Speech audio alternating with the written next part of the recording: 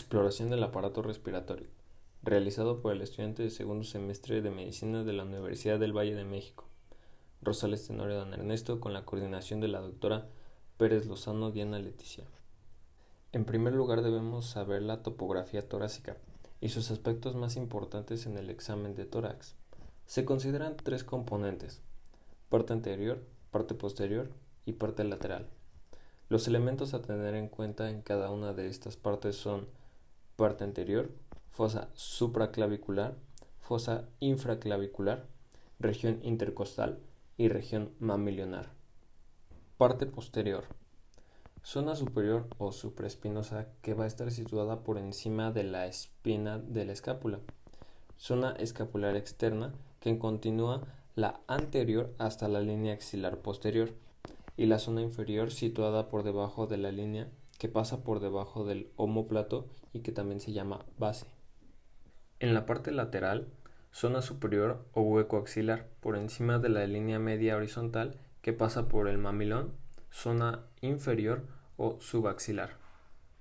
Las demarcaciones del tórax para localizar las estructuras subyacentes incluyen las 12 vértebras torácicas, las 12 costillas a cada lado, la horquilla supraesternal en la parte superior del esternón, entre las clavículas y el ángulo esternal, también conocido como el ángulo de Luis, el cual es el punto de partida para contar las costillas y los espacios intercostales.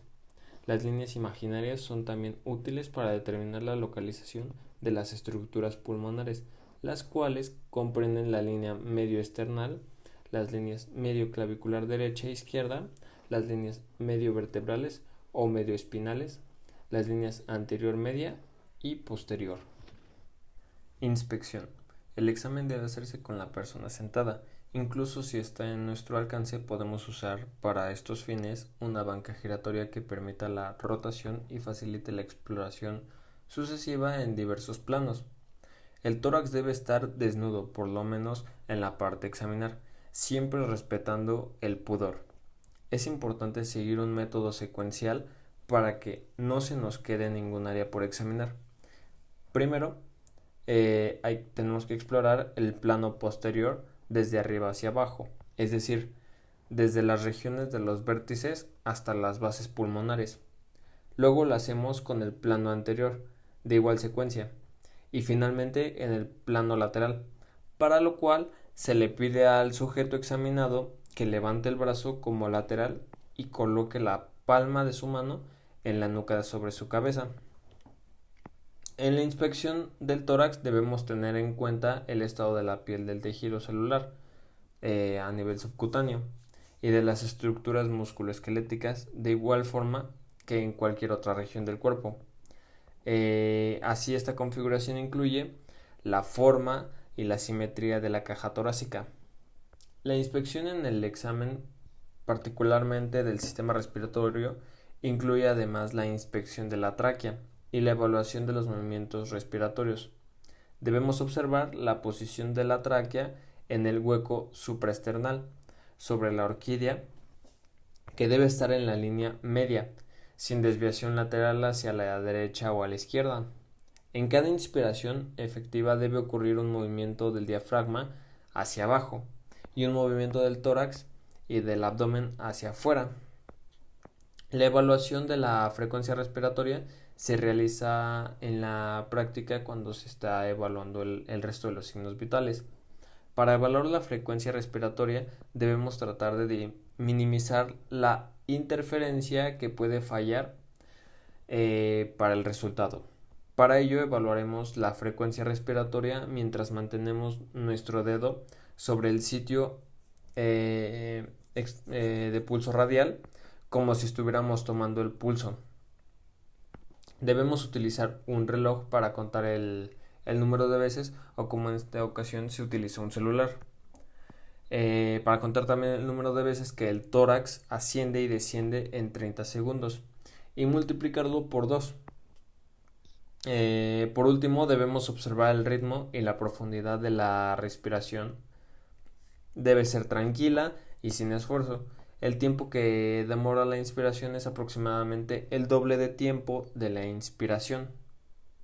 Palpación. Primero valoraremos la expansibilidad, que es la elasticidad torácica. En un abordaje posterior colocamos nuestras manos sobre la región posterolateral como si estuviéramos agarrándolo con los pulgares a nivel de la décima costilla apuntando hacia la columna.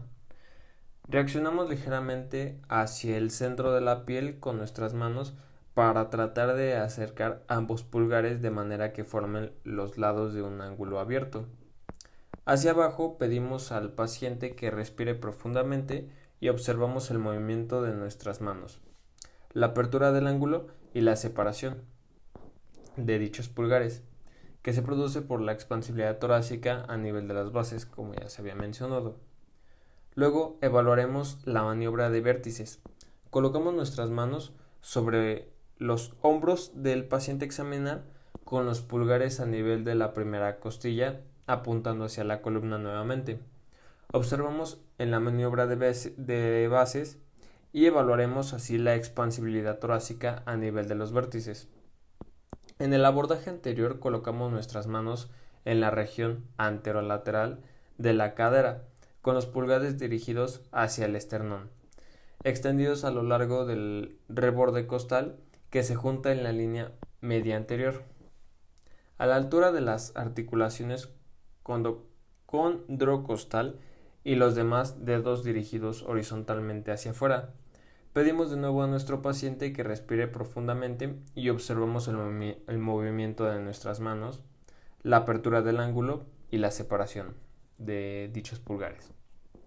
Nuevamente producido por la expansibilidad torácica, pero en este caso inferior. Después deberemos visualizar las vibraciones vocales. Para eso utilizaremos la técnica de expresión de vibraciones locales, en donde realizamos la exploración de los tres planos, comenzando posterior y lateral, de arriba hacia abajo en un hemitórax y después en el otro.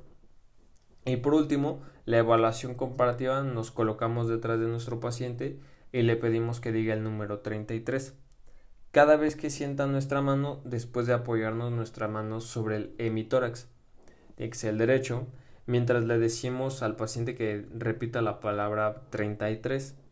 En cada posición hicimos lo mismo en el hemitórax izquierdo y una vez tengamos la idea de las variaciones de estas vibraciones vocales en cada hemitórax, tanto fisiológicas o patológicas, utilizamos la palpación comparativa en el mismo recorrido, desde arriba hacia abajo, pero pasando en cada posición de hemitórax a la posición simétrica.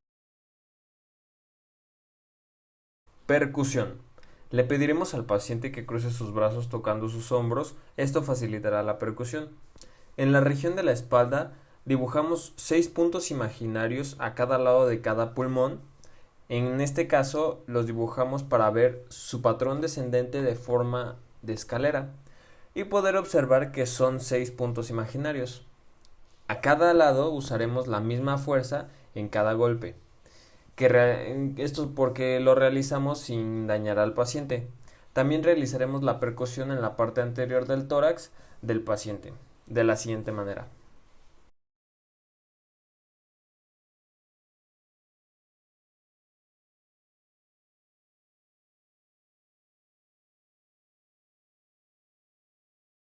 Auscultación.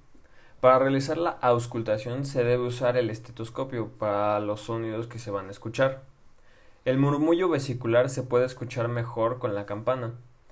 Al paciente se le pide que respire hondo, profundamente con la boca abierta para escuchar de mejor manera los sonidos. La auscultación se va a realizar en los puntos imaginarios anteriormente mencionados. También es importante realizar la auscultación en el tórax anterior del paciente de la siguiente manera.